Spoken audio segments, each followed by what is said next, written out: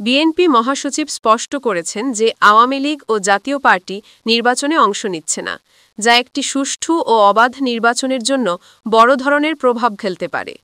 রাজনীতিতে বিরোধী দলের অংশগ্রহণ না থাকলে নির্বাচনকে কতটা গ্রহণযোগ্য বা বৈধ বলা যাবে তা নিয়ে প্রশ্ন ওঠে। রাজনৈতিক দলগুলোর অংশগ্রহণ ছাড়া ভোট প্রক্রিয়া সাধারণত জনমতের যথাযথ প্রতিফলন দেয় না, যা গণতান্ত্রিক দেশে একটি গুরুতর সমস্যা।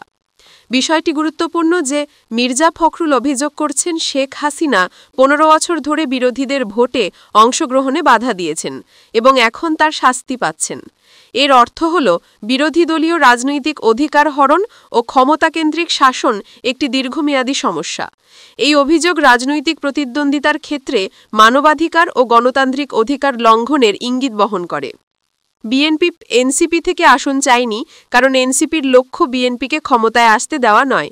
এটি রাজনৈতিক জোট ও ক্ষমতার লড়াইয়ের একটি অংশ, যেখানে বিভিন্ন দল নিজেদের স্বার্থ রক্ষা ও বিরোধীদের ক্ষমতাচ্যুত করার পরিকল্পনা করে।